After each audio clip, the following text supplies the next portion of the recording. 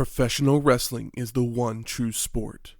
Other sports have their share of intense, dramatic moments, but nothing can compare with professional wrestling.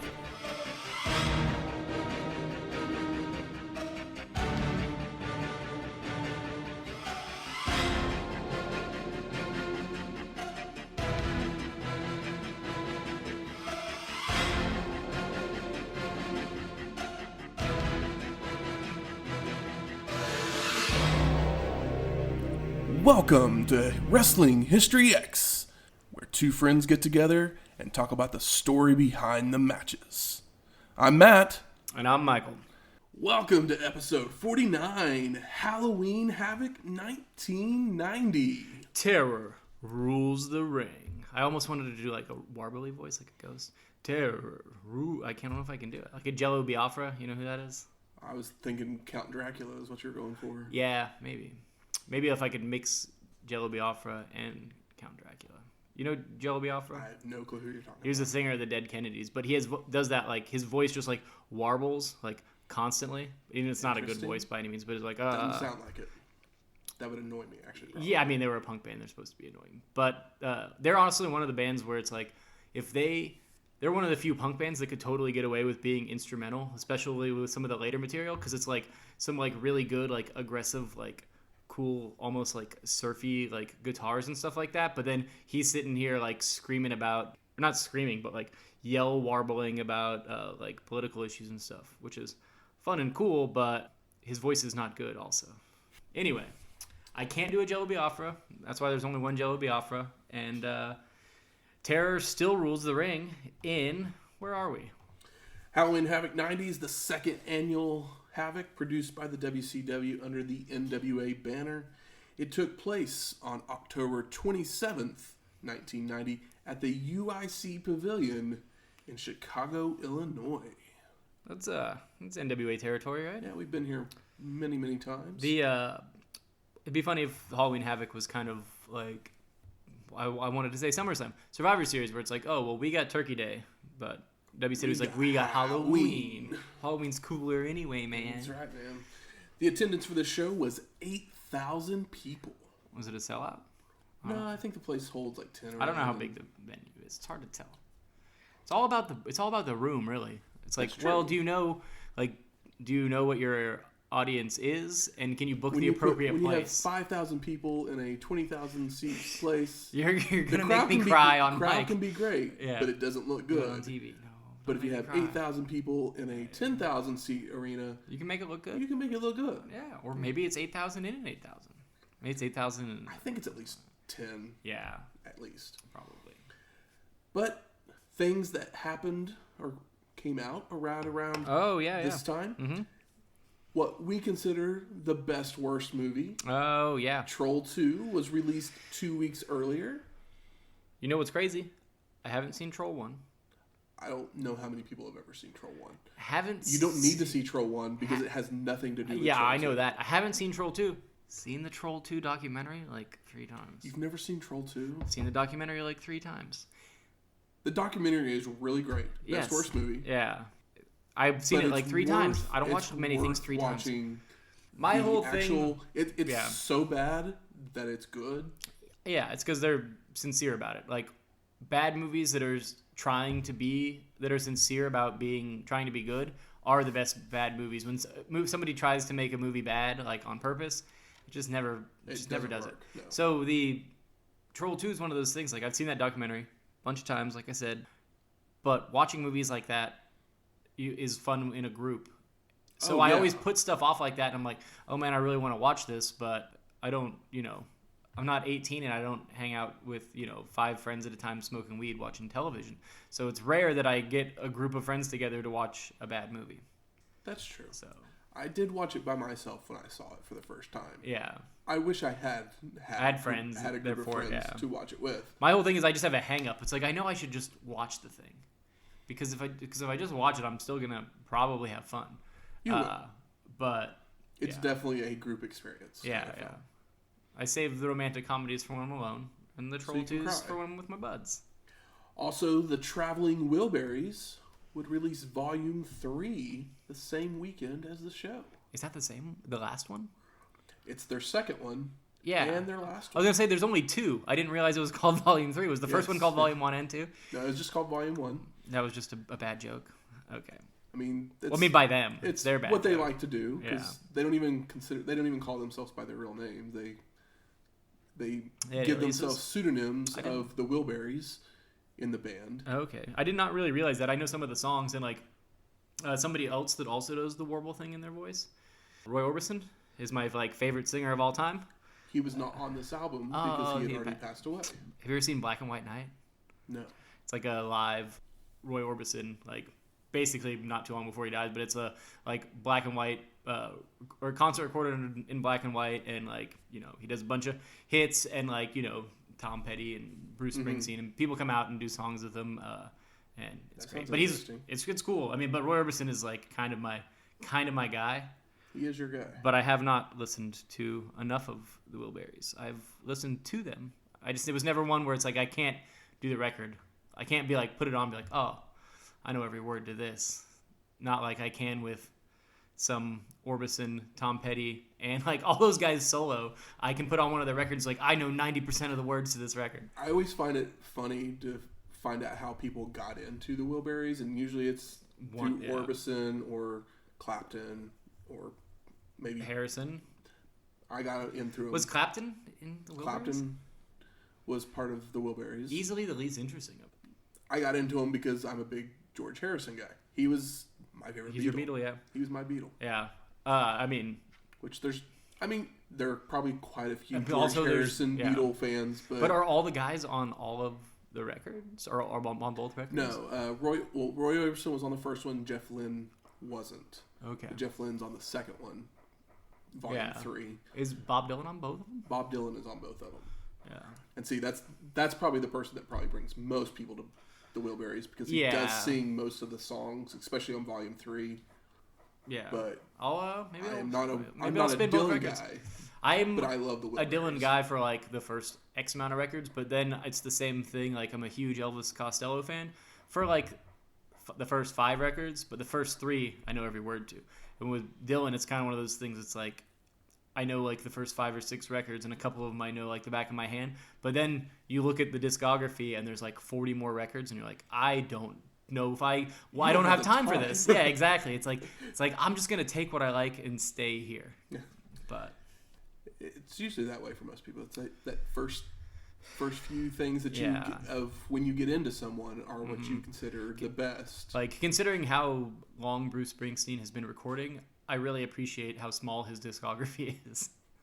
Because it's not the smallest, but it's not like Elvis Costello or Bob Dylan, where they were just complete workhorses for so long, where it's could you just chill out for a little bit? I'm going to release an album this year. What year is it? I don't know. I'm just going to release an album. It's putting out 2 records a year, it feels like. Yeah. But well, let's get to that show. That was the music corner. It was the music corner. A creepy animated scene with a farmhouse. Ghost wrestlers. Gargoyles. Wrestlers, and the logo are ghosts that come down the stairs. Mm-hmm. Then we get Jim Ross and Paul E. Dangerously. You know how excited I was to the show. I love Bob Caudle, but we need some life behind those microphones. We do. I was pretty excited about Paul E. as well. Yeah. Knowing what he brings to the wrestling industry in the future, I was in his character, he's going to give us some good commentary. I mean, he's definitely going to, oh, well, he's going to rib JR some.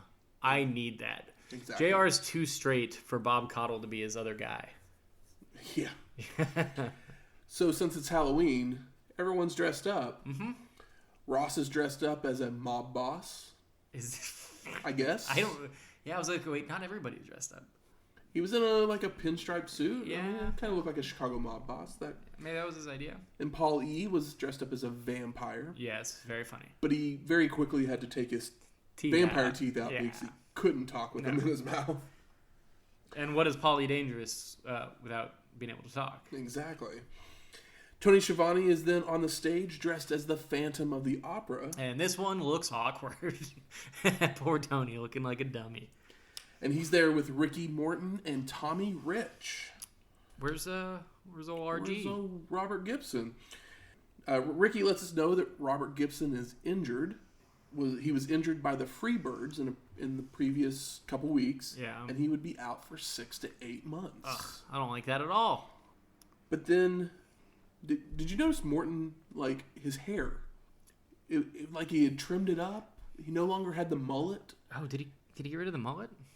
I mean, it just wasn't all... It was just slicked back. Trimmed up, yeah.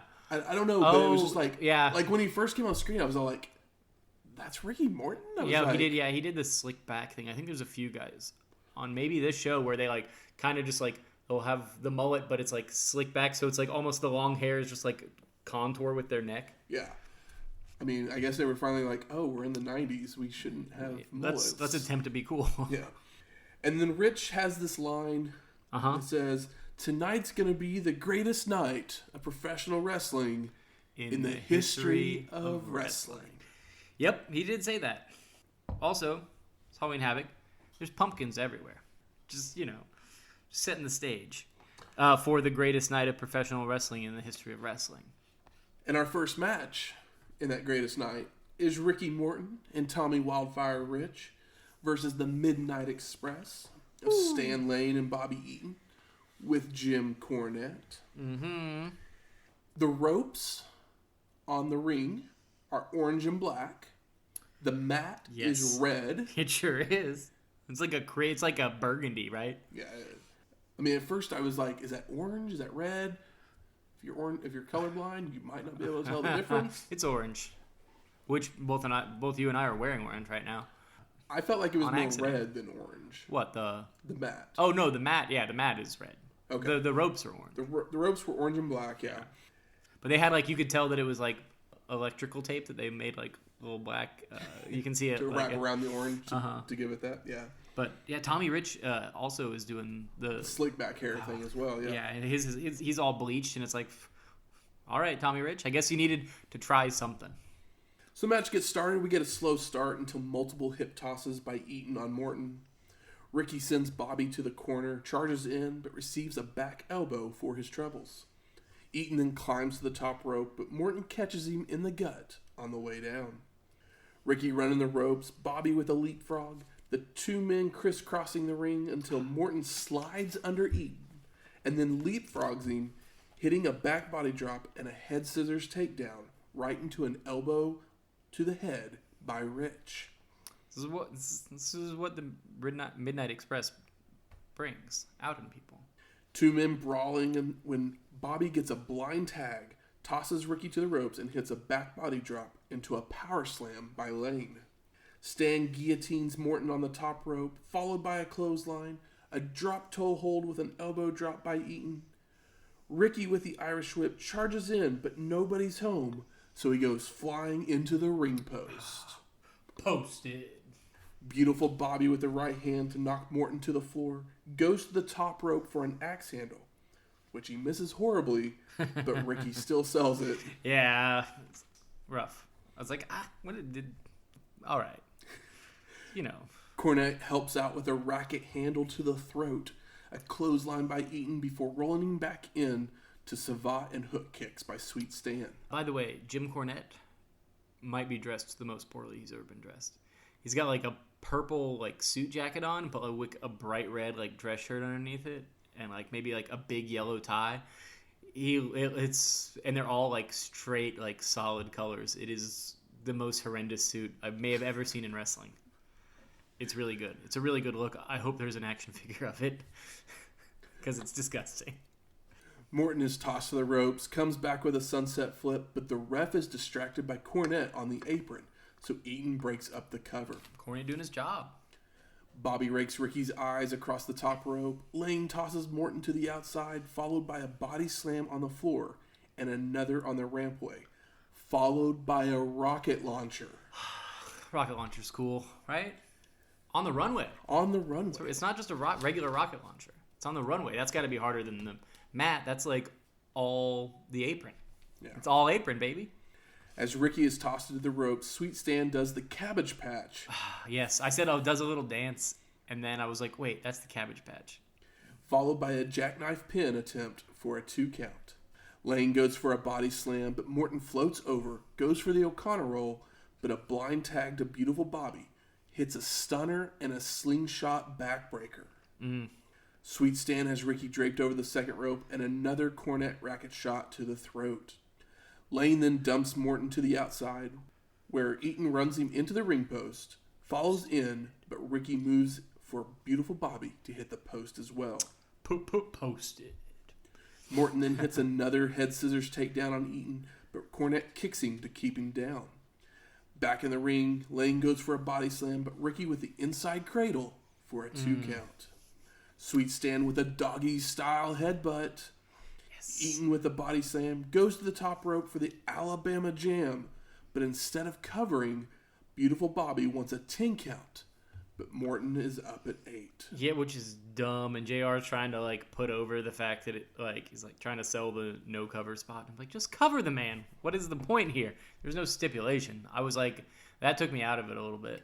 Yeah, because it was like as soon as he did that, I was like, okay, well, we know who's winning this match. Yeah. Also, like, you know what would have been great while you were just covering this match? That roll up. Imagine everything we just saw. That roll up for the pin. Fucking nice, quick. Fucking tag at the end, and it's just like hot, and he's like, oh my god. Those surprise pins still warrant rematches, I feel like. Even though they're like clean in the ring, it's just like caught him on a bad night. Just saying. Well, we'll find out soon why they didn't do that. Lane with lots of kicks goes to slam Ricky's head into the turnbuckle, but Morton blocks and reverses, but Stan with the eye rake to regain control. Ricky fires up with right hands but can't make it to his corner as Lane hits a body slam and another rocket launcher, but Morton gets his knees up. You knew the second rocket launcher wasn't going through, right? Oh, yeah. Ricky crawls to the corner to make the hot tag. Rich in with right hands to both expressmen, body slam on Eaton, Thez press on Lane, but Bobby breaks up the pin. All 4 men are brawling. Wildfire with a body slam on Stan goes to the top rope, but Cornette nails him with a racket to knock him to the mat. I don't know if, I assume this line is probably from Paulie, but he calls him the Andre Agassi of pro wrestling. It's a good line. It is a good line. The Southern Boys all of a sudden come out dressed as Cornette. Yeah. With plastic rackets, bad suits, very bad beer suits. bellies. Yes. They pull Jim off the apron where he drops the racket into the ring. Uh-huh. What do they think they're going to do with that? Morton with the back body drop of Eaton to the rampway. Lane knocks down Rich right where the racket was. Oh my gosh. So Wildfire picks it up and wallops Sweet Stan for the pin and the win. This would be the last time the Midnight Express would be on a pay-per-view, as Cornette and Lane would leave the company. Oh, man. I liked the Ricky Morton with the drop fist to keep Bobby Eaton away for the pin. Yeah. That was a very nice little touch. We then go to the stage. Tony Schiavone's there with Sting. Sting says, I got a lot on my mind with Sid and Black Scorpion. I don't want Sid to make the mistake of letting his butt overload his you-know-what. His mouth overloading his you-know-what. No, I don't know what you mean, Sting. I know how big Sid is, but I'm psyched and ready to go. He is pretty psyched. Sting, he's so psyched that he messed up his line. Yeah, he's so psyched that, he might have a nosebleed later. The Black Scorpion then comes out on the stage behind them with his voice coming over the speakers. Black magic. I want to show you a sample of my black magic. Is that your Bane? It's kind of Baney. Yeah, sure. It's good. I like it. It was a better voice than what came over the speakers. Yeah. Scorpion then grabs a young girl. She's an employee. She's got the WCW shirt on, so I think she's like a PA. She's working. She might be the, popcorn lady. He takes her over to an apparatus that's on the stage and does a disappearing act right as Sting makes it. It is a super whack disappearing act because he covers them with it's like a tiny stage with a big sheet in front of it, and then the sheet drops, raises the sheet, and they're both gone. But the sheet's there for a while. The sheet lowers, and it's obvious that they just walked away. Yeah, it's it's not magic. Then the Scorpion and the girl walk back out on the stage that Sting was originally on. Yeah. The girl is they had a golf cart that ran them around or something. The girl escapes, jumps into the Stinger's arms off the stage. He does catch her. As a scorpion runs away. That does happen. And Tony, JR, Paulie are all confused at what just happened. They're freaked out about all this black magic. Dangerously's like, you can't be in 2 places at once. That ain't right. It's like they weren't in 2 places at once. Weren't you just He just walked around. Yeah, he's in one place, and then, they, gave him, a 5-second start. It was like hide and seek. They did a really quick hide and seek, and then, then they dropped the curtain, and he was somewhere else. It was very bad. It was very funny. It was very bad, and yes. So, the network, WWE Network, actually has the edited version of Halloween Havoc 90 on it. So, it is missing 4 matches from the show. 3 of the matches were the next 3 matches on the show. So, I'll just run through them real quick. Terry Taylor beat Wild Bill Irwin. Oh, cool. Well, good for Terry Taylor. Good for Terry Taylor. Glad I didn't have to watch that. Candyman Brad Armstrong beat J.W. Storm. Who's that? J.W. Storm was the silencer from Maximum Overdrive. Who? Exactly. Like I said, last week, Maximum Overdrive didn't stick around very long. Yeah, J.W. Storm. Better name than the silencer? And then the Master Blasters, which is Iron and a.k.a. Kevin Nash. He had a new tag team partner. Pre-Nash. Instead of Steel, he had Blade. And they beat the Southern Boys. No.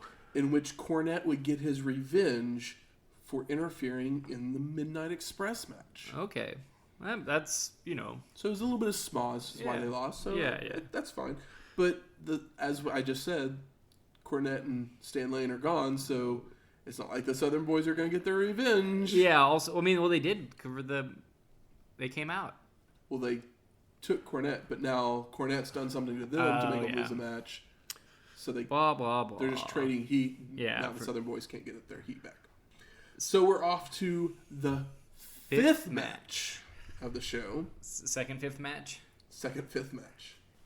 We got the Renegade Warriors. Who might that be? Of Chris and Mark Youngblood versus the fabulous Freebirds of Michael P.S. Hayes and Jimmy Jam Garvin with Little Richard Marley. What a weird name. But wait a second here. The Renegade Warriors of Chris and Mark Youngblood. Yes. And they're not the Youngbloods? Correct. What's a better name?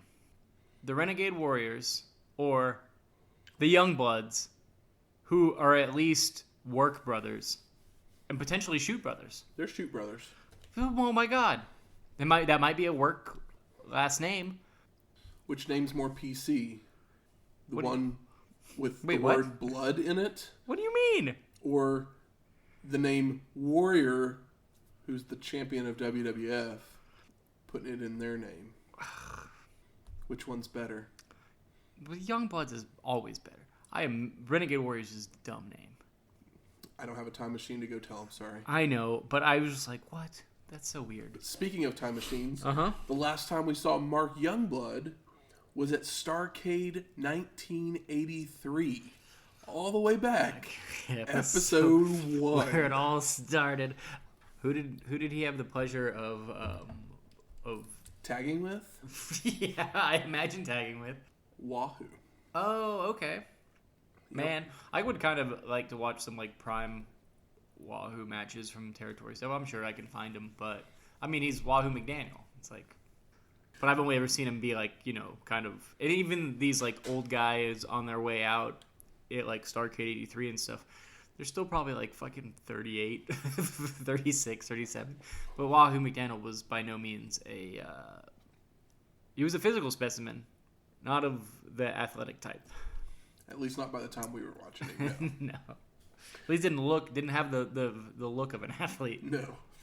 JR breaks kayfabe a little bit, telling us that Rocky King, who is Marley's real name, is wearing Gibson's tights to mock him after the Freebirds put him on the shelf.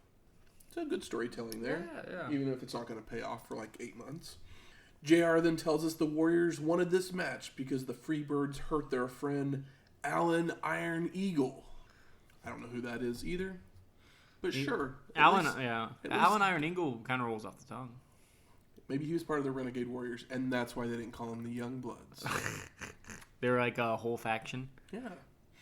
So the match gets started. Hayes starts off with some strutting and moonwalking. Mm-hmm. Like only he can do. Mark rams PS's head into the turnbuckle, hits a back body drop, massive chops on both Freebirds, until Chris then flies off the top rope with a double clothesline on them both as well. Mm-hmm. Mark with a hip toss on Hayes as Paul E. and JR bicker at each other over Rob Gibson's injury. Oh, it's a good back and forth, and like JR's like, Robert Gibson is my friend, and I'm just like, and it just felt good. I was like, thank you, JR, for like adding some emotional weight and not some football statistics. It really means a lot to me. Garvin goes for a hip toss, but Mark blocks and reverses into one of his own. Jimmy Jam tosses Chris to the ropes, ducks his head, allowing Youngblood to leapfrog him and lock on a headlock, which Garvin escapes with an eye rake. But Chris goes for an Alcana roll, but is kicked off right into a left jab from Hayes on the apron, which Jimmy Jam follows with a back suplex and tosses Chris to the floor. PS with chops on the floor. Little Richard joins in with a few strikes of his own. Back in the ring, Garvin with a snapmare into a chin lock, but Chris fires up, but Jimmy Jam takes him right back down with a knee lift. Hayes follows with a falling fist and goes right back to the chin lock. Chris escapes with elbows, Irish whip a PS who makes a blind tag, but Youngblood doesn't see it, so he locks a sleeper onto Hayes, but Garvin hits him across the head to regain control. It's the good old heel work, baby. Heel tags. The Freebirds begin choking Chris across the second rope. Jimmy Jam with a body slam. Crowd cheering for a DDT. Hayes gets a boot to the face as he comes in, and Chris fights out of the corner, but PS slams his head into a turnbuckle and a snapmare into a chin lock. And we get our 15-minute call. So we know this match is even edited down. It's one of those things where, like, oh yeah, I guess you're right. This was not 15 minutes. I always make note of the calls because for the longest time we'd only get calls and we're like, oh well, obviously it's getting to a thing. But they're more consistent with them and have been consistent with them. But this is the first time we've gotten a call probably in quite some time. Really? Chris reverses an Irish whip but ducks his head, allowing Hayes to grab him for the DDT. But Youngblood powers out with a back body drop. Garvin jumps in to stop the tag, slams Chris's head into the turnbuckle, and throws him to the outside, where Hayes hits the quick left jab. Oh, that cheap shot. Jimmy Jam with the body slam, jumping elbow drops by PS, and back to the chin lock. Paul E. slips in to a John Lovitz impression as JR calls him a liar. Yeah, that's the ticket. Oh, what is that? It was an SNL. That's SNL, yeah. I was like, what John Lovitz? What was the cartoon that he did? The Critic? Yeah, that's good shit. Chris escapes again, running the ropes and hitting a crossbody on PS for a 2 count. And what move does Hayes go back to? That's right, a chin lock. I know what it is. PS hits a body slam, goes up to the top rope, but Chris meets him with a press slam and rolls over for the absolutely no reaction from the crowd tag. It's not even a lukewarm tag. It's what can we call this here? It was literally no reaction. How's this? A cold soup tag? It's like nobody wants it. Like, everyone has checked out of this match. Yeah, and maybe it's because like I can't imagine the 15-minute call. It wasn't a 15-minute call, but my review of this match is. I don't know if I want to say it right here. Should I say it right here? Reverse chinlock the match? Yeah. It's reverse chinlock the match. I mean, that's what the Freebirds do. And yeah. you put them in there with they get the two heat. guys that are not talented enough to be able to pick the Freebirds up out of that. Yeah. I mean, the Freebirds can get the heat, but like they can't. They gotta have people flying around them. Exactly. Mark's in with back body drops on both Freebirds, chops to the head, double noggin knocker, double clothesline by Chris, stereo mounted punches. Yes, I love stereo anything. Little Richard is climbed up on the apron when Chris slingshots him into the ring and begins stalking him into the corner. Hayes comes from behind, but Chris turns in time to give him a chop to send him to the floor. Garvin reverses an Irish whip, goes for a back body drop on Mark, who floats over and goes for an O'Connor roll, but the ref is dealing with Chris and Marley. So PS runs in, gives the DDT for Jimmy Jam to make the cover for the pin and the win. Chinlock the match, and in too long, love that finish, because, like, I don't know if how you said it really points out what's happening, right? Because he's got him rolled up. Yeah, so Mark does the O'Connor roll, and so he has him like rolled like up. He's like has him down, and then PS comes in and just like, grabs him as because he's lean. Over. He's folded over on top of him for the pin, and then pulls down the DDT, and it looks incredible. And then it's like one of the. We've seen some great finishes in these shows. Whenever there is a finish, most matches we complain that the match is good and the finish is bad. Oh my god! Or that the match is bad and the finish is good. Yes, this is one of those. Yes, the finish is good, the match is bad. It's like they don't have the like chemistry to keep you interested, and it's one of those things like that finish. A finish that is that smart and works that way can happen at any time. If it happened like 8 minutes in. The crowd would have popped, but not. It's got to be over 15 minutes. This match must have been 20 minutes long. I want to say it was probably at least 15. Well, we had a 15-minute call. Like I had, so I don't know. True. I don't know how long it went from there. Tony Schiavone's then on the stage with the Horsemen. It was 17 minutes. You nailed it. Arn speaking to Doom as he has a match with them later on in the night. If you want to duck out the back door, the life you save might be your own. Good line. And then Flair's like, we're winning all the gold tonight. Hell yeah. Sid says, it's Halloween, and the trick is to get out alive. Also a good line. And they're all 4 horsemen forever.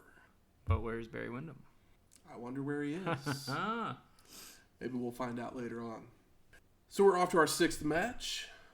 The Nasty Boys of Jerry Sags and Brian Knobbs versus the Steiner brothers, Rick and Scott, for the NWA United States Tag Team Championship. I'm already kind of pumped for this because I like the Nasty Boys, debut. We love the Steiners. And we love the Steiners, and I was like, And you know what made it even better? Nasty Boys versus Big Strong Boys? What made it even better? What? It's Halloween. So there's a guy in the crowd in a Frankenstein mask. Oh, it's because they're the Frankensteiners tonight. With a shirt that says, I've been Steinerized. Was the shirt made by him? Yes. Okay. I did see the mask. I didn't catch the shirt. I was like, that's a perfect costume. Yeah. I love it. It's so good. I feel like that may be my Halloween costume. I mean, I've been Steinerized recently. It's been going on for a while. I was a big Rick boy. And then Scott shows up, and you're like, and I'm like, man, Rick wasn't the good one of this group. Hey, you leave my baby alone. And Rick's still more over at this point with the Wolves and stuff, but it's probably because he's been around longer. Probably. But I mean, I don't know. Scott basically has the finishers for all the matches at this point. Yeah, like and he does the baby, and he's the baby face in peril, and then he does. Yeah, no, Rick is the hot tag for sure. Yeah, and but he's good as the hot tag because he's the dog face gremlin. He already had some notoriety, and he's obviously not as physically impressive as his brother, which is kind of crazy because he's still a fucking monster. That's true. But his brother's a real Steiner. His brother has been Steinerized. So the Steiners are walking out. And they get halfway down the ramp, and they start running into the ring to attack the Nasty Boys. Yes. You got to get those hot starts, man. Scott with a tackle to take Sags to the floor. Rick and Knobbs brawling in the middle of the ring before going to the outside as well. Mm-hmm. Paulie tells us that the Nasty Boys had laid the Steiners out a month ago in this very building. Scott rams Sags' head into the ring post, goes to throwing, but Jerry reverses, sending Steiner into the guardrail. Sags grabs a chair, hitting Scott over the back of the head. Jerry has dragged Scott back into the ring and puts him on the top rope to attempt a superplex. But Steiner floats over and hits a top rope belly-to-belly suplex on Sags. Goes for the cover, but Knobs breaks up the pin. Fucking wonderful pop. It was the second rope, though. Jerry goes to slam Scott's head into the turnbuckle, but is blocked and reversed, but a back elbow by Sags keeps him in control. Scott's tossed the ropes, ducks Jerry's clothesline, who then ducks his head, allowing Steiner to hit a Tiger Driver. Oh, man. Rick goes to the top rope while Scott picks up Sags into an electric chair for Rick to hit a top rope bulldog.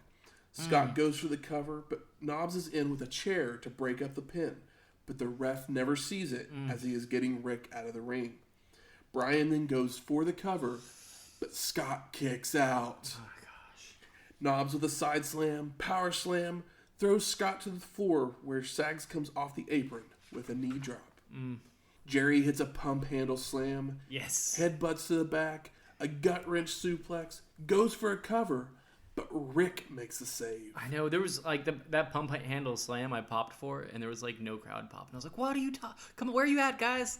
Are you not watching the match? I'm watching. You're in the building." Knobs with an ab stretch to continue to work on Scott's back, using the tights and Sags for leverage, but Rick finally comes in to break it up.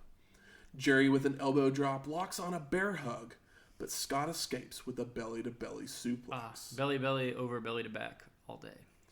Knobs runs in to stop Scott from tagging, so Rick comes in to hit a Steiner line. Tries for a second one, but Brian ducks, and Rick goes flying over the ropes to the floor. It was weird because it's like, I don't know if he was trying for another Steiner line or a crossbody because he knew he was going over. So I was like, was he overselling the Steiner line or was he actually going for a crossbody? You know, They all look the same kind of at points. Working myself into a shoot, brother. The Nasties hit a spike pile driver on Scott. It looks awesome. Sags goes for the cover, but the ref admonishes Knobs to get to his corner, allowing Rick to jump in the ring to hit Jerry with a chair. Scott then hits a back suplex, and we see that Sags' forehead is cut. It's crazy, like, faces doing heel shit just all the time.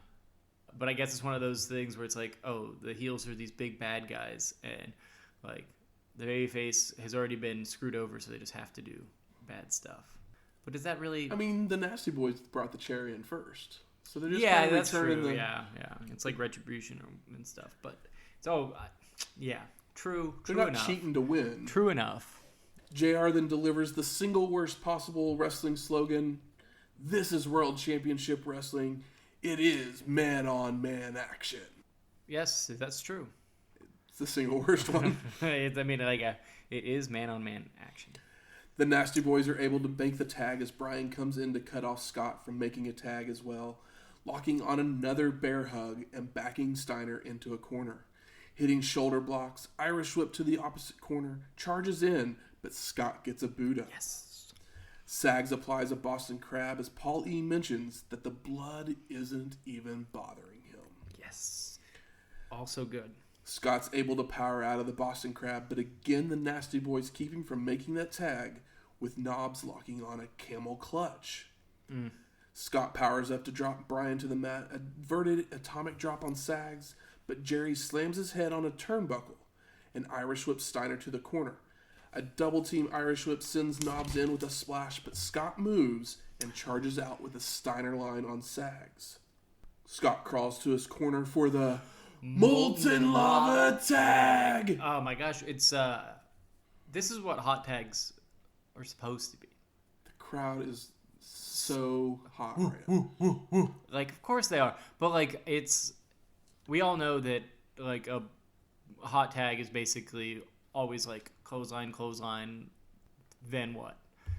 Back body drop. Yeah, it's always finishing move. It's always the same, and like unless it's earned, it gets like pretty whatever. But when it's earned, you can do the same thing every time. Right hands, Steiner lines, double noggin knocker to both Nasties, a belly to belly suplex on Knobs, goes for the cover, but Sags breaks it up with an elbow drop. Scott with mounted punches on Jerry, but Sags' back body drops him over the ropes to the outside. Jerry then charges in with a knee to Rick's back before the Nasties toss him to the outside. But Rick climbs to the top rope, coming off with a flying double Steiner line on the boys. It's so sick, and the crowd's booing the Nasties, and it's just so good. The Nasties roll to the outside to double body slam Scott, get back in the ring to double team Rick, where they toss him to the ropes, charge in with a double clothesline. But Rick ducks, and Scott grabs their feet to knock them both down. Scott then drags... Little foot grab. Scott then drags Sags out to the floor and runs him into the ring post. Posted. While Rick hits a Steiner line on Knobs in the ring. Scott then tosses Brian to the ropes to hit a Frankensteiner for the pin and the win. This is great. Watch it twice. It's a very fun match. Post-match, while the Steiners are celebrating, the Nasty Boys attack them from behind, tossing Rick to the floor and tosses the ref down. The Nasty Boys then double whip Rick into the ring post multiple times before leaving ringside. It's great. This was like kind of a long match, but it earns every minute of it. I agree. It's like, oh yeah, you could talk about length, but you can't. We've got a inhuman person. It started off hot. It kind of slowed in the middle, but that's was for the tag. That was the babyface in peril, and you need that because they did a good job of keeping Scott from.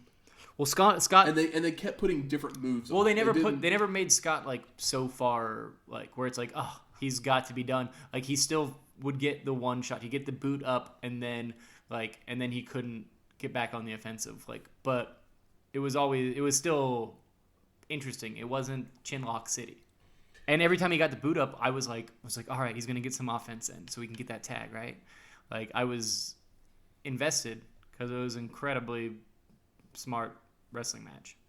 This is where the other match on the network is edited out as Junkyard Dog would beat Moondog Rex.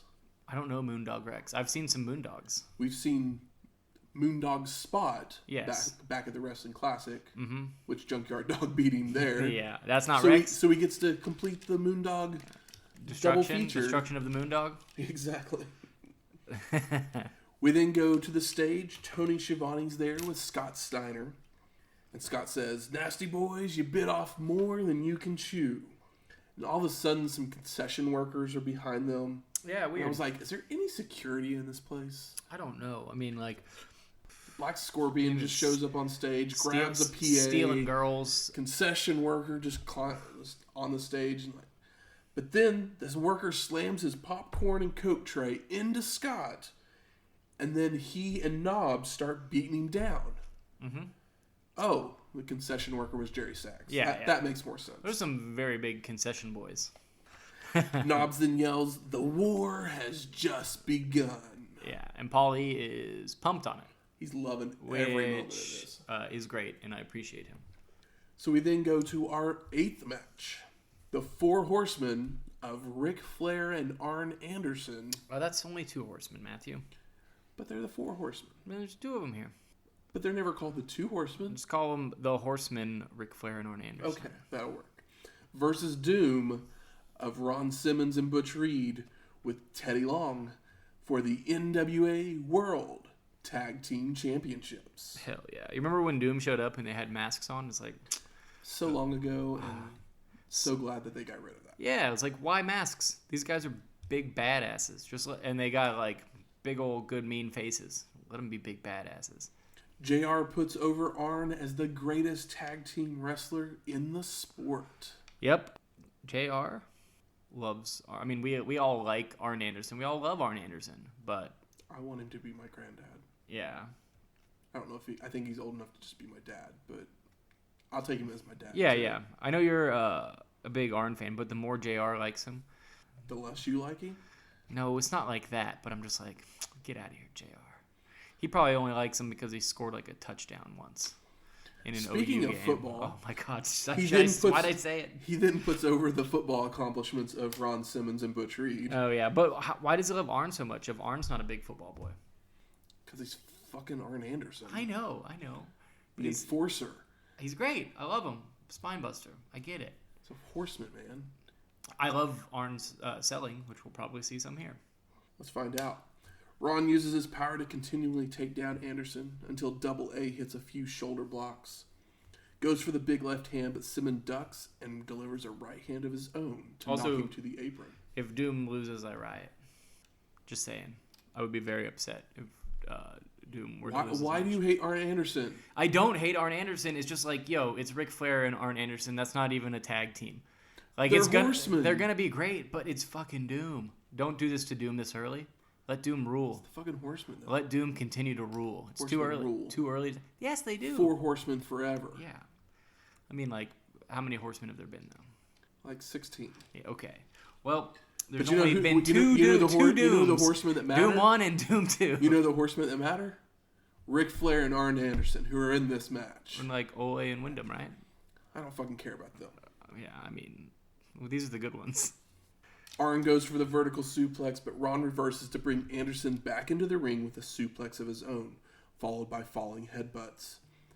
Double A tosses Simmons into a knee from Flair on the apron, followed by a suplex, but Simmons no-sells and starts throwing right hands. Irish whip into a Butch Reed knee and a power slam and a cover, but Flair breaks it up. The Horsemen begin to double team Ron with chops. Irish whip goes for a double clothesline, but Simmons overpowers them with a double clothesline of his own to send both Horsemen out of the ring. Woo! Nature Boy starts chasing Teddy Long around the ring until they're both in there, where Teddy slaps Flair and then woos at him. It's so good. Thank you, Peanut Head. I never knew Teddy Long had such balls. Natch and Reed in the ring, where Flair begins... He's got peanuts. Natch and Reed in the ring, where Flair begins pounding on Butch in the corner. Paul E tells us that Ric Flair is not out of his element in a tag team match, as he is a 3-time tag team champion. He's just going back to his roots. Good stuff, JR. It was Paul E. Oh, sorry. Thank you, Paulie. This is the kind of stuff that I want. Exactly. Not Burt Reynolds' hair football player talk. Nature Boy with a chop, but that fires up Butch, who fires out with lefts, rights, a military press. Arn comes in, but Simmons military presses him. Yes. Reed with mounted punches on Flair, a hip toss, a clothesline. Every time Natch throws a chop, Butch comes firing back with right hands. Flair goes for the tag, but does the Flair flop instead. Rolls to the wrong corner. The Flair flop, he really timbers. It's pretty great. Rolls to the wrong corner, where Reed Irish whips him to the opposite for the Flair flip right into the cameraman. Oh, yeah. And then a right hand and stomps from Simmons on the rampway. Like, this is kind of, like, outside of Steiner's, like, it's really a treat to see Ric Flair selling for Doom. Yeah. It's good. I like it. Nature Boy chops Ron, who no-sells multiple times. Simmons tosses Flair back into the ring, who then rolls into the floor to stop the momentum. Double A gets a high knee from Reed.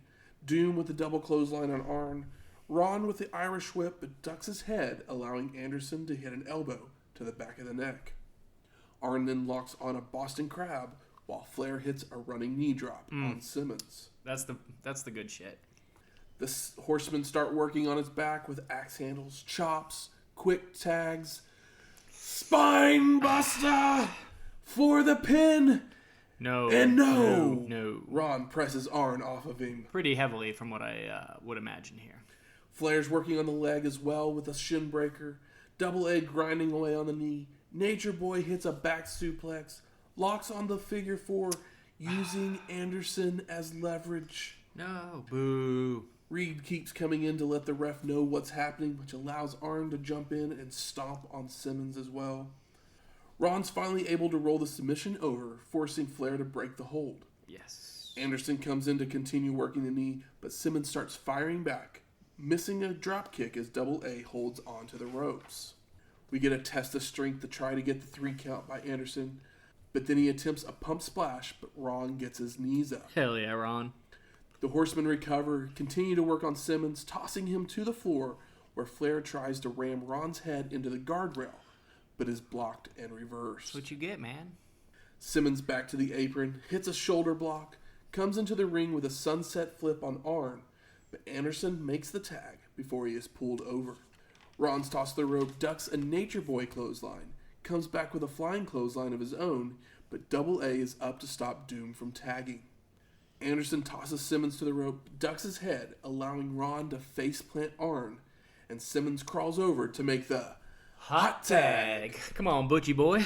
Reed with right hands, drop kick, flying shoulder block to Flair. He goes for the cover, but Double A breaks up. Natch drags Butch to the floor while Simmons and Anderson brawl in the ring. Flair attempts to slam Reed's head into the guardrail, but is blocked and reversed. Again, Flair. Why are you trying to move these big boys' heads into poles? Arn goes for a pile driver, but can't quite lift him, allowing Butch to climb to the top rope, who comes off with a flying shoulder block, makes the cover, but again, Flair breaks up the pin. I love that the smaller guys, the Horsemen, are not they're not kicking out; they're just being saved. Yeah, exactly. That's wrestling, damn it. Simmons with a big right hand sends Natch to the floor.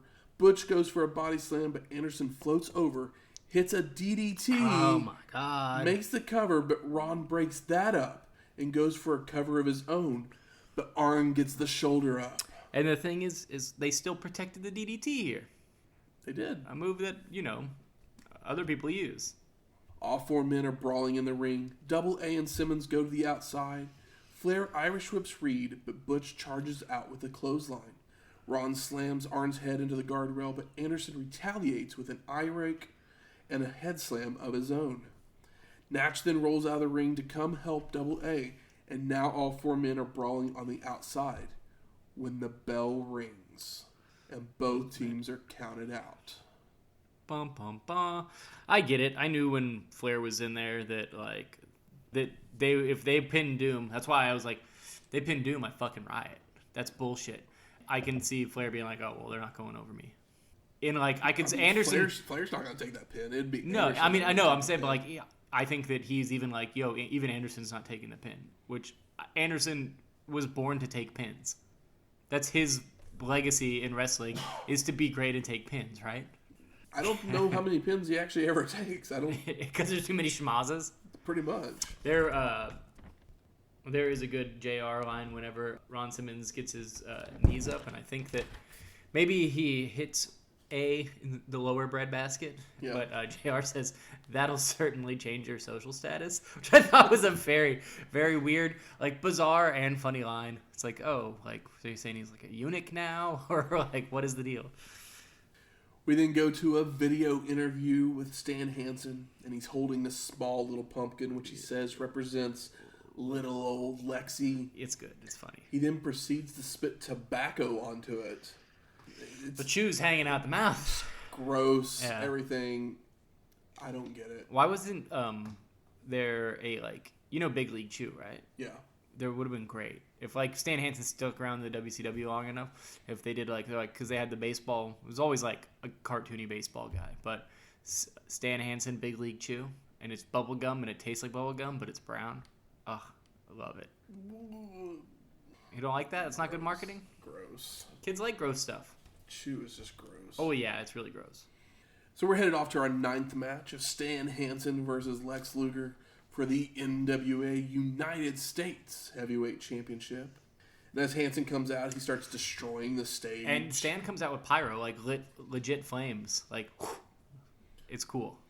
As the match starts, Stan tries to get the upper hand on Luger to start, but right hands and a Lex back elbow gets fireworks that come down, by the way. I like talking about pyro. Sorry. That's okay. That back elbow puts Hansen on the floor to regroup. Back in the ring, Stan with an eye poke, chops, a snapmare, elbow drop, throws Lex to the floor, and follows out with an axe handle. He then rams the total package into the ring post before rolling him back into the ring. Lex catches Hansen with a knee and a body slam, but Stan with a kick and a knee to knock Luger down. Hansen's wearing Lex down with a side headlock, Irish whips him to the corner and charges in, but Luger moves, and Stan goes over the ropes to the floor. I have this weird vibe from this match where I feel like Stan Hansen is used to just yelling curse words out in Japan or whatever, and here he's trying to hold back, but I just feel in his face I can just hear him just yelling curse words, and I don't think we get a curse word out of him. Rarely do you get close enough to the guys to really hear them say stuff clearly, but sometimes you'll hear a single F-bomb or something like that, but it seems like they kind of went in there on purpose. But I feel like Stan Hansen is just holding back, ranting and raving. The two men start brawling on the outside until they find their way back into the ring for Lex to hit a hip toss, multiple elbow drops, and goes for the cover for a 2 count. Hansen with a headbutt to the gut, snap suplex, elbow drop for a near fall of his own. Stan with a body slam, a knee drop, and has complete control until Luger starts firing back. But a headbutt and a bulldog by Hansen gets another 2 count. We've getting a lot of bulldogs recently in 1990. I like it. Bulldog's always a fun move. Yeah, I just feel like the bulldog count has gone up. Lex fires up again, getting Stan to the corner for mounted punches, but Hansen escapes with a slam. Stan with the body slam and comes off the second rope for an elbow drop, but the total package moves. Luger with right hands, a drop kick, axe handles to the back, body slams, elbow drop, vertical suplex for a near fall. Lex goes for an Irish whip, but Hansen reverses and follows in with a clothesline. Keeps the attack on in the corner, where the ref is trying to stop him, so he receives a back elbow to knock him down. Luger then runs out of the corner with a clothesline to take Hansen to the mat. All of a sudden, dangerous Danny Spivey's at ringside. What? Tosses the cowbell to Stan before returning to the dressing room. Dan Spivey. Well, I know this from not this show or whatever, but Dan Spivey, like when he left WCW, because we're like, oh, where'd he go? He also went out to Japan. Mm-hmm. So he was a big boy in Japan. So it makes sense that he's here for Stan. Just that the Americans are like, you know, they're probably like, oh, it's that guy from like a year and a half ago. Remember him? It's that guy from the skyscrapers. Yeah, the skyscrapers, the Twin Towers, whatever. The Twin Towers is different. That's WWF, but yeah. Skyscraper, same thing. Hansen has the bell wrapped around his hand to throw a big punch, but Lex back body drops Stan. The total package with a faceplant of Hansen goes for a clothesline, but Stan hits the lariat for the pin and the win. And new! Were you ready for that to happen? It came out of nowhere. Which, it was cool that it happened, but I was just like, kind of like, oh, wait, what?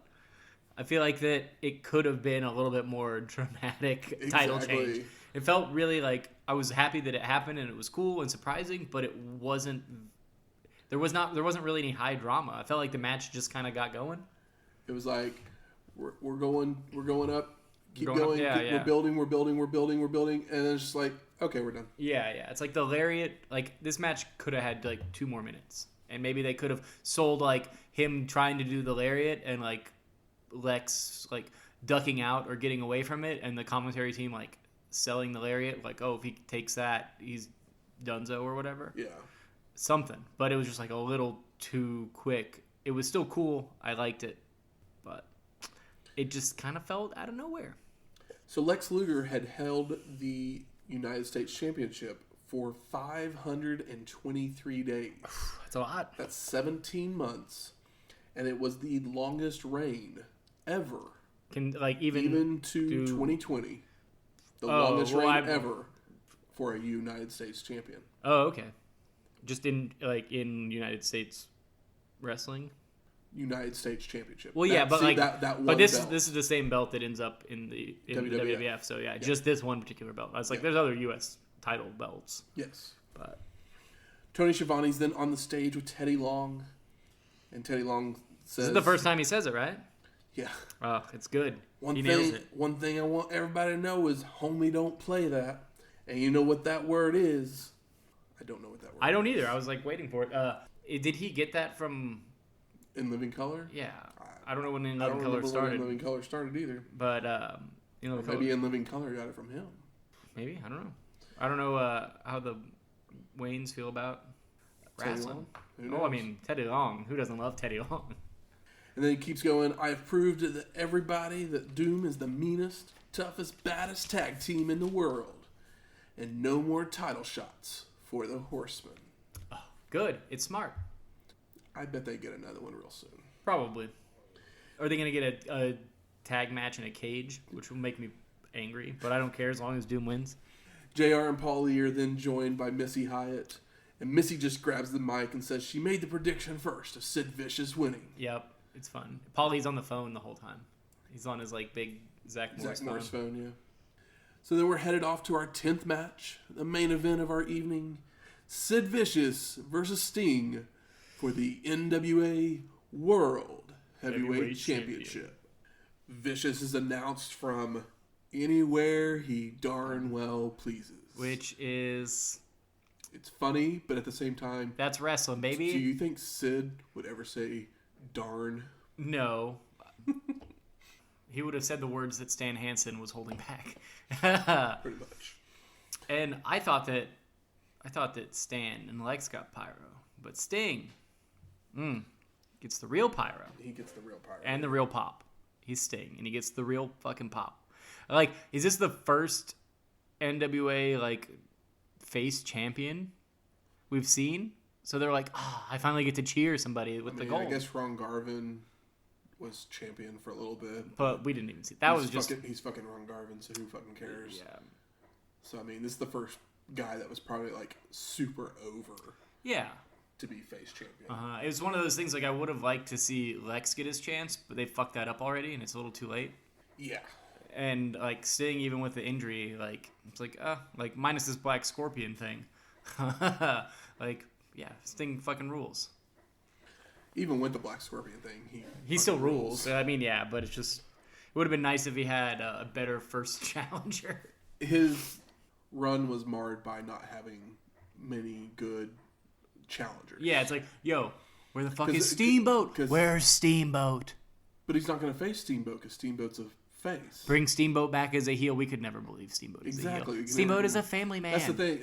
He's got a little boat to take care of. It's the problem that WWF had. There was no heels because Hogan destroyed them all. Yeah. Here, the only heel there really was that was over was Flair.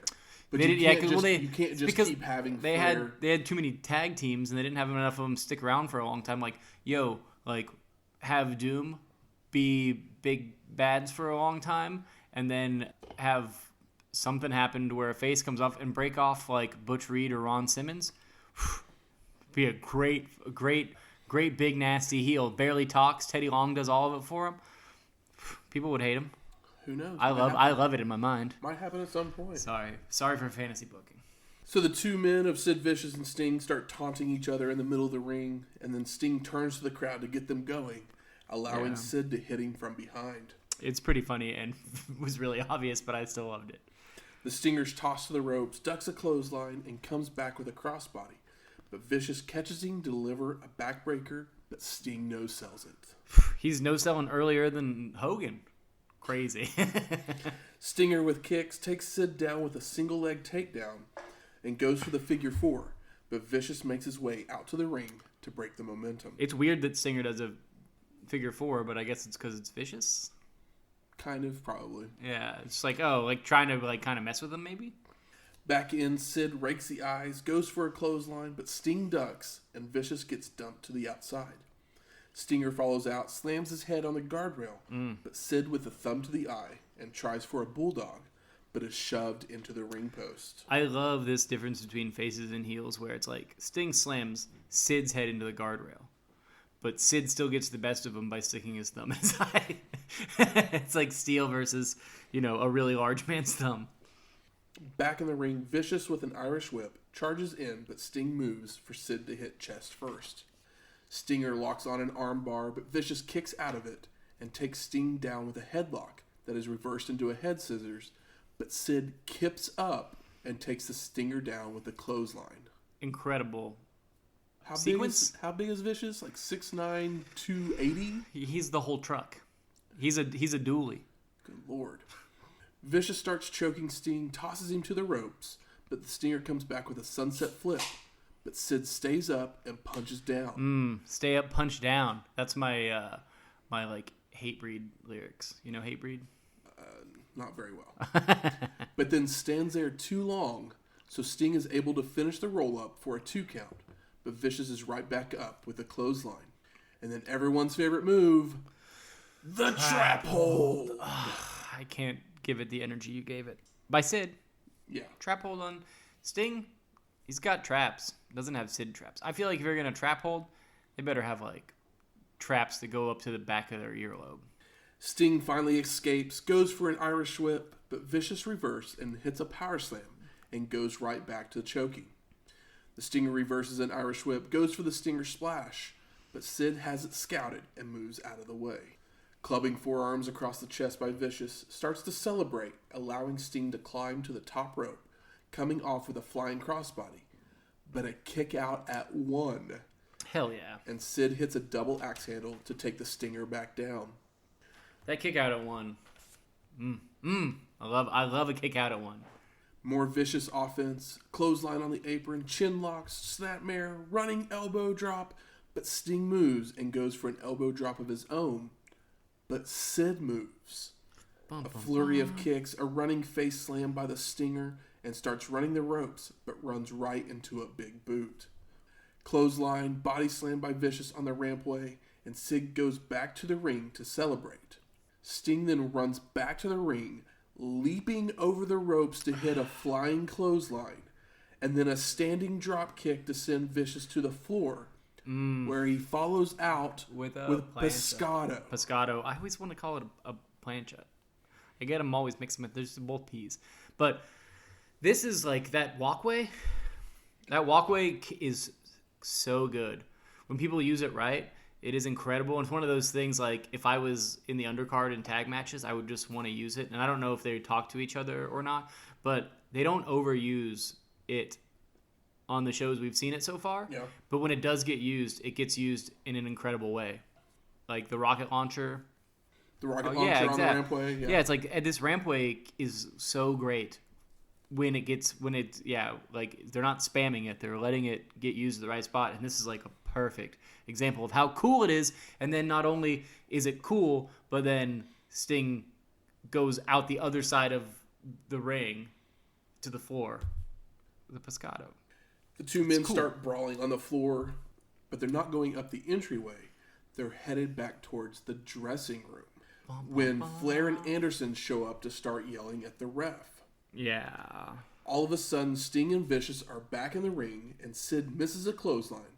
The Stinger picks him up for a body slam, but Vicious falls on top of him for the pin and the win. What the fuck?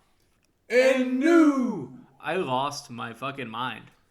Fireworks are going off. Yeah, dude. It's like full celebration. Sid is celebrating. Looks like the Tokyo Dome in this 8,000 person arena. When Sting comes back out to the ring with a rope tied around him. Wait, that wasn't Sting?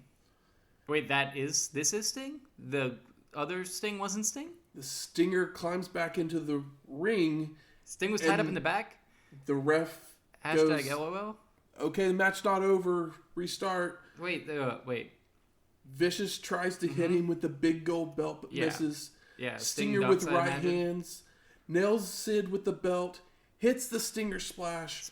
Rolls him up with an inside cradle for the pin. 1, 2, 3. And the win. Ding, ding, ding. Winner Sting? Question mark? JR explains that it obviously wasn't Sting in the ring. And I'm like, it looked like Sting to me. How do you know this? Yeah. Maybe he was on the other side where he could see Sting's face. And then they show video footage. And it's obviously not Sting. The video footage. He doesn't have the rat tail. And he's bigger. And he has all the makeup on his face. But they also do a good job of not showing his face. And then you see the on the video package, you see the two Stings cross paths. Oh, do you? I didn't catch that. On the way back to the dresser. As the real Sting is coming out, the fake Sting, after he's taken the loss, runs walking away. Back. Why? If he... Wait, so the real Sting's coming back out, and with the other one took the loss. If If the other one took the loss, why didn't he just... If they're running past, he grabs the real... I mean, this is me just, doing what would happen in real life. Not the amazing work sport of wrestling. He just grabs real Sting and takes him back. What are they going to do? He clotheslines the other Sting as they cross paths, and then he puts him in his trunk and murders him. So, the fake Sting was Barry Windham. Ah. Barry our fifth Windham, horseman. Our fourth horseman. Fifth horseman. Our fourth. Ole's not really I know. He's the booker man. This is his fault. So, the way they produced this for TV pretty good. Was good because they tricked me. Legit tricked me. The fake Sting came out.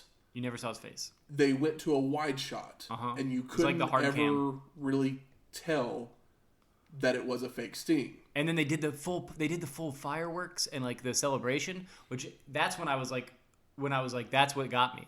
Because I was like, no way. I was like, and then when they started to do all the fireworks, that's when I was like, oh no, did they really do that? Did they really do that? But I think that was the trigger. But then they didn't do a good job because they didn't properly explain why the ref would restart the match. No, the ref... Like, it would have made more sense because I think Randy Anderson, one of the other ref, like, comes out with the real Sting. Like, if he had jumped up on the apron and been like, hey, you know, like, they had made a bigger deal. They may have had bigger plans. There may have been a time issue. There may have been an edit. There may have been time issues on what we watched. Yeah. Who knows exactly? But the way that we watched it, there was a little bit of confusion that we couldn't even figure out. Still not that bad. I feel like the smarter thing to do is Sid comes back and then like he's like, hey, that wasn't me, and then Vicious still has the belt, and then Sting uses tape later on weekly shows to prove that it wasn't the deal, and then you put him in a cage, baby. Baby. But that's the difference between production. I think that would have been amazing. You are correct. They probably should have just kept the belt on Sid. Oh, it would have been great. And had the babyface chasing. You know how much bigger, how much more hot that would make Sting? Like, he's hot now, but that would make Sting incredibly hot, where it's like he got screwed over. But then in the match where they legitimately have a good reason for a cage here, and the cage stays down and he pins Luger clean in like a 30-minute fucking gauntlet, like of like him just getting beat down forever. Ugh, I'm getting HARD thinking about it. JR says his goodbyes as Paulie is disagreeing with what just happened, thinking that Sid should still be champion. Yeah. He's doing his good job. And then we get credits over that animated scary house that we saw at the very beginning. It's spooky. So Michael Temple. Yeah. What are your overall thoughts of Halloween Havoc 1990? Oh, it's fun.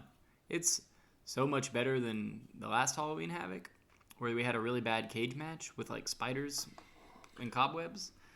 All right, so there's like a couple of really good tag matches on this show. I am in love with Nasty Boys Steiner, and I honestly like Doom versus the Horsemen maybe more than you. I don't know. How do you feel about that one? I liked Doom and Horsemen until the very, very end. The finish of that match bummed me out. Because I liked it. I mean, I know Flair's not going to take the pin. I get that.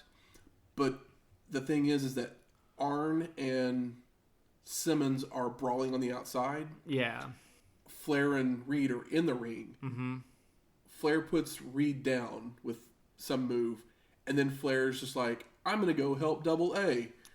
And that's how they all end up outside the ring. It's one of the things, like, if the two guys that were legal were on the outside and they started brawling really hard, and then the other two guys were in the ring and they were brawling really hard, but it doesn't matter who pins. But the ref just continues to count them out. Because you can't count out. Yeah, that would be better. But that would have been a better way. But I still think everything up until that finish, and I don't have a problem with the finish. I agree. I really, really like. Everything up until the finish, I really enjoy. It's one of those things, like, I obviously like Doom a lot, but it's like, man, like, this is the kind of, it's weird because NWA is I'm so hot and cold with the tag matches, because like sometimes they're good but they're too long.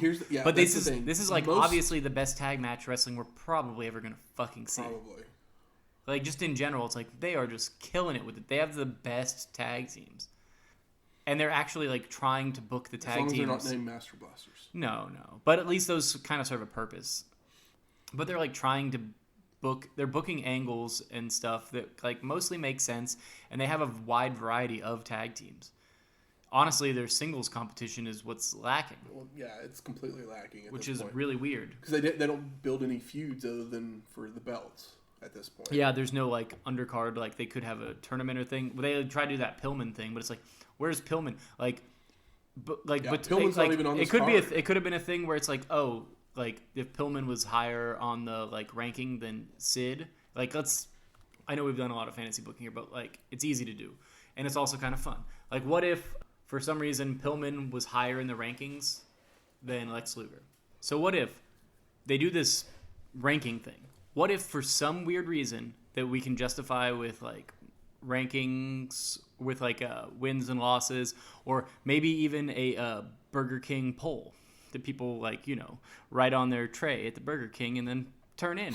It could be anything. But what if for some reason in this poll, this ranking, Pillman is higher than Sid? So Pillman gets somehow a match with Sting. So you have this big Pillman Sting match, and they like Pillman is just flying everywhere. He's with Sting, who can also work, and Sid is pissed because Sid is bigger and has a reason to believe that he deserves it more. So Sid interferes, and then we start that feud or whatever. It's like, why can't, because Pillman's basically a singles man here too. It's like we can drag this on longer and get the bigger guy, and then you have these like smaller things, and you can have like you pull Tom Zink into it. You can do weird stuff.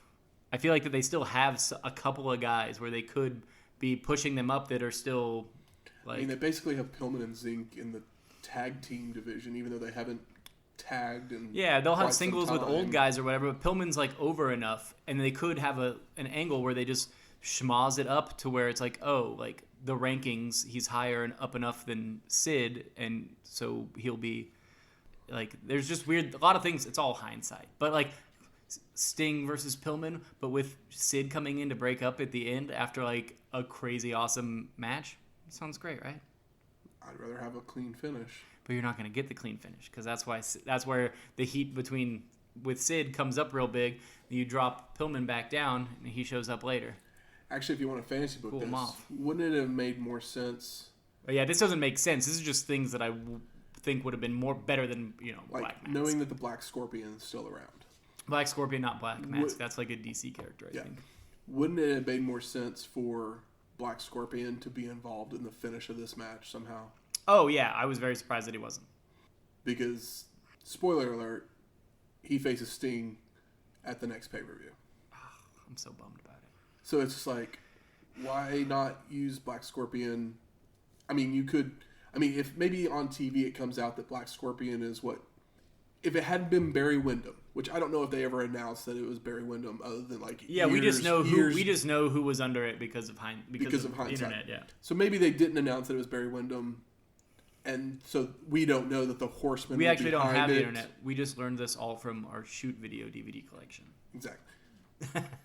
But what if it was Black Scorpion? It comes out that Black Scorpion is the one that like kidnapped Sting and sent out. That would make more sense. Well, yeah, that does make more sense. But I would think that would be something that they would try and tell on the pay-per-view. Yeah, definitely. I was kind of taking the Black Scorpion thing out of it, and mostly fantasy booking for my own brain, where I'm like, oh, but they do this ranking thing, and I'm like, ooh, I like that. I like the wins and losses thing. I bet we never see this ranking thing ever again. We never will, but I like it in theory.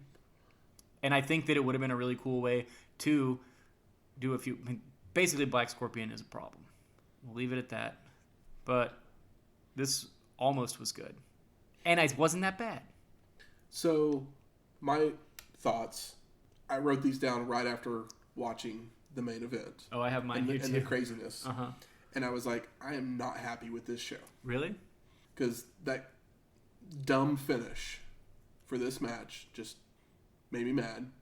I was like, the Hansen finish came out of nowhere. Mm-hmm. The Horseman Doom finish was dumb. Oh, give that one a break. But looking back, 3 of the 4 tag matches were fun. Mm-hmm.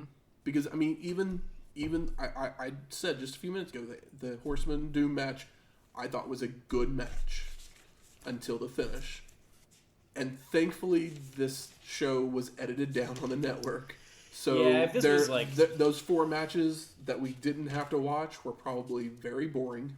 Yeah. So what I would say is definitely watch that Nasty Boys Steiners match. Love it. Unless you really want to see some really bad booking. And then you can watch the main event. You can't tell me anything positive out of this main event booking. No, but if like Vicious had kept the belt, yeah, and then Sting comes out. I think the match was pretty good, and then but the thing is they got me, but they did too much. They did get me. Yeah, which was incredible. But there's no reason for Sting to come back out, and then they don't explain why they restart the match. Why? No, Sid should be the champion. I would say the cardinal sin here. I am with Paul E on this. Sid should be the champion. Well, and at the next pay-per-view, Sid versus Sting again. The thing is Sting should not have came out of the back. I'm okay with Sting coming back out. He's fine if he comes back, but you can't restart the match. You can't restart the match. Yeah. You come back out and Sid's all celebrating and and the ref's like, wait, why are you What about you have Nick Patrick, because Nick Patrick is pretty good at doing facial. He's a good ref. Yeah. He's a good ref. What about you have him do the what's going on? Like both Stings. That's what you do. Is the fake Sting is left laying in the ring. Yeah. And then the real Sting comes out to make it more obvious. Well, yeah. That there are two Stings, and that's when the ref goes, "Why are there two Stings?" And then you like cut to the credits with them yelling with Sid celebrating. Sid celebrating, and then like Paul Heyman being like, yes, yes. If they want, or even if you don't want to put the belt on Sid, still have the fake Sting laying in the ring when the real Sting comes out, and that makes it more obvious to everybody. If you were like 7, 8, 10 when you watched this, you would have been like, and you were like a big WCW guy, you would have fucking lost your mind. You'd be like, oh my god. But we're not 7 or 8. I get it. Yeah. But it still made no sense. Made some sense. They tried something, and they did get me. So I can't. That's pretty impressive. From where we've come from, Matthew, that's still kind of impressive. We didn't get match finishes on Starrcade 1, on Starrcade 83. We are now 40 plus episodes in, and we're still getting endings to matches where we don't understand it. That's wrestling. I kind of got this one. I don't know. I'm not as down on it as you are because they got me. It's like, you got me, man. You got me. It's like, I can't be that mad at you if you got me. Touche is kind of the way I feel about it. It's like, touche. You can't win them all. You tried something, and you had me for a second. Could have been better. Everything could always. Good. Where's the smart marks at? There. All right. Fuck you. I think it's time we smark it up. Oh, what did we just do? Fantasy book ourselves into a hole? Yeah. Best moments of the night. When Sting showed back up. The Molten Lava tag between... Oh, man. With the Steiners and the Nasty Boys. That was beautiful. I need to start writing taking my thoughts, because I handwrite my notes, and like my thoughts for each match and be like the name of the match and then my immediate thoughts afterwards, so I don't have to like flip back through. So I can be like, oh yeah, so whenever we do this segment, I can just be like, yeah, Matt, here they are. Here's my thoughts on this one, and I liked this because I wrote it with the ink was darker because my hand was heavy because I was excited. I mean, the opening match between Ricky Morton, Rich, and the Midnight Express, it was a fun match. Yeah. The ending of that match didn't bother me, even with the Southern Boys coming out. I thought it was still fun. Unfortunately, it's Midnight Express last go around, which is sad.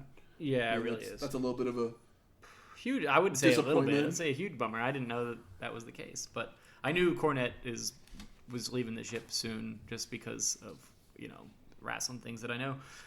Honestly, Steiner match incredible, but that Doom 4 Horsemen match is way up there for me. It might be as good or better to the Steiner match for me. In a weird way. I know in my world, I was that match can never be better because of the finish. Yeah, I know, but I'm a little bit less hard on finishes just because we've been seeing these for so long, and I know it's one of those things like you should know better, but it's like, oh well, that's just the mentality of like booking and stuff. There's better ways to do finishes. Also, I think that here it's not like That is one thing that Vince 'Cause that's did the get thing. right was he became the hammer. Whereas like there's no real hammer for these things where they're like some guys are just like I'm not going over. So like okay, well we'll just do this at the end. These 4 guys basically call this entire match in the ring. That's what they did back then. It was incredible. But the booker is the one that tells them what the finish is.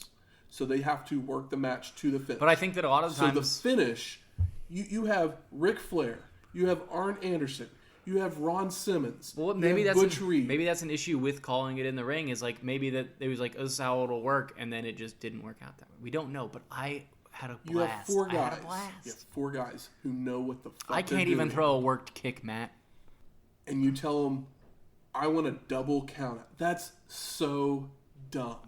Double count out. So dumb. The count. I like our idea about the legal guys being on the outside. And That makes more sense. Well, that's also beautiful. Like that to me, that's like great. How hard was it for us to think of that finish? It Well, I literally mean, I thought about it while literally like took us 2 seconds to go. Oh, those are the legal guys out there. You count them out. While But I we're think show that there was brawling in the ring. different politics and like there was like still some kayfabe, no internet, different time. I get it. It's still Yeah. annoying. How about most disappointing moments?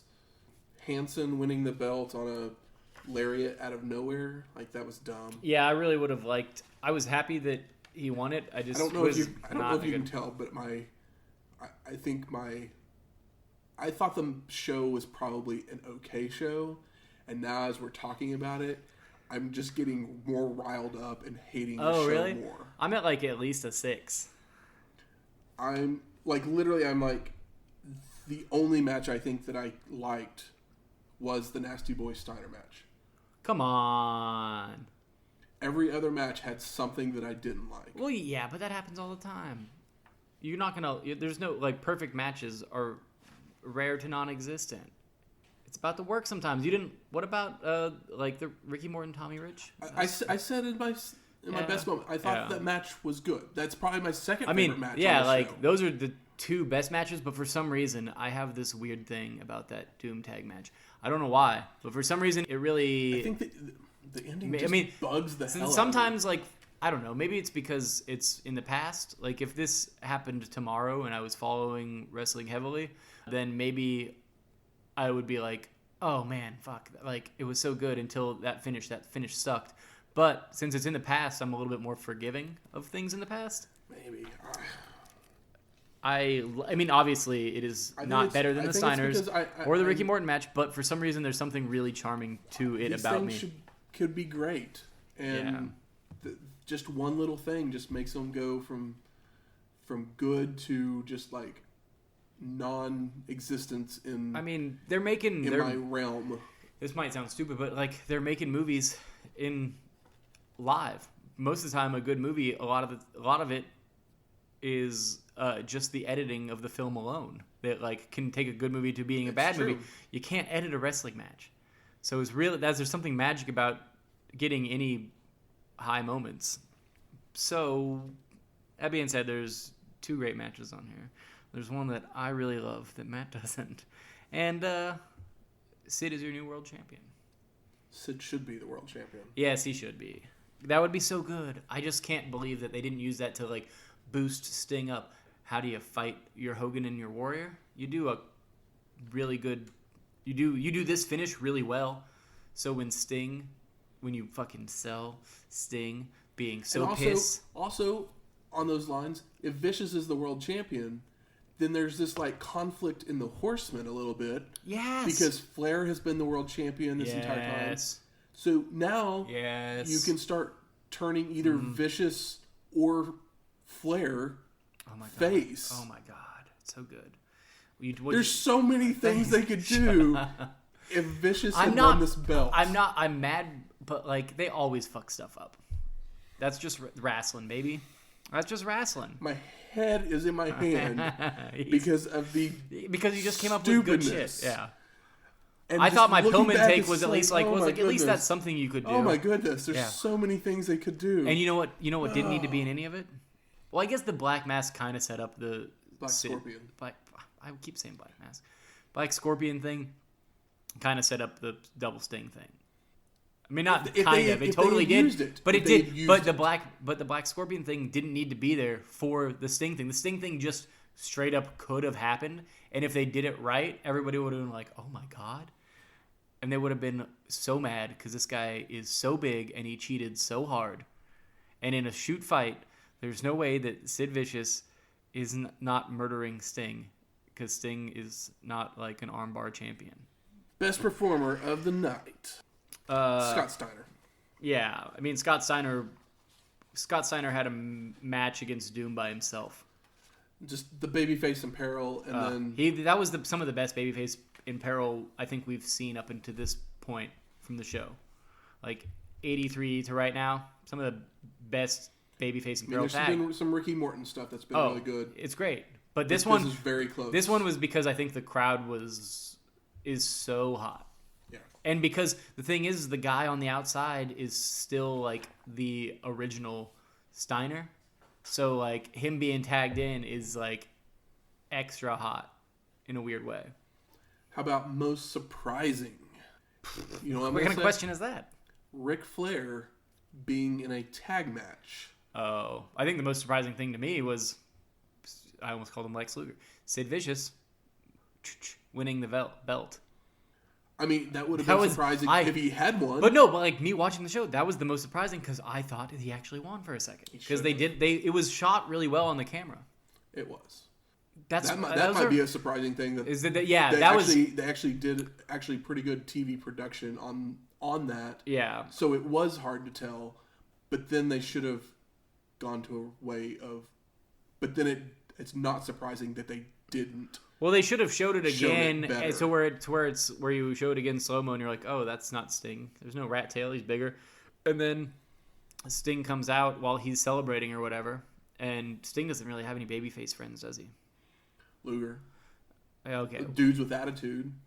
I mean, he had dudes with attitude. Well, let's just say Sting is like, what the fuck, blah blah blah blah, like coming out from being like tied up or whatever, and then the rest of the 4 horsemen come and just start hammering on his back. Credits roll.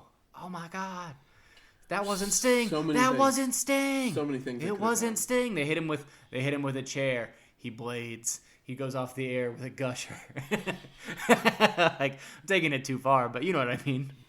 If you like blood outside of a match, talk about heat. He blades at the end of a match he lost, but he didn't truly lose. Now for a look back even further into the history of wrestling. The dusty finish. Harley Race had held the title for less than 2 months when he was presented with the 10 pounds of gold version of the NWA World Heavyweight Championship on July 20th, 1973 in Houston, Texas. Jack Briscoe would immediately challenge for that belt the same night and win to become the 12th man to hold the title. Woo. Jack Briscoe, born in Blackwell, Oklahoma in 1941, grew up a fan of Luthez and professional wrestling. He would go on to Oklahoma State and become the first Native American to win an NCAA wrestling championship, as he was never taken down his entire senior year. He would move into the professional ranks in 1965, winning regional titles wherever he went. Jack and his brother Gerald would tag together and have a multi-year feud with Dory and Terry Funk. Jack Briscoe was supposed to face Dory Funk Jr. for the World Championship, but Harley Race would win it before they could face each other.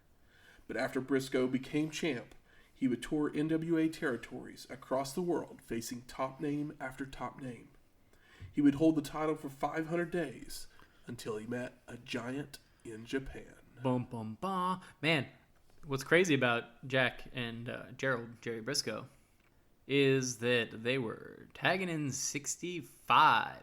That's crazy. But what's crazier is they were tagging against Dory and Terry Funk, who have never retired, where have been off and on and consistently working, whereas Jack and Jerry have not wrestled seriously professionally in a long time. 20 years.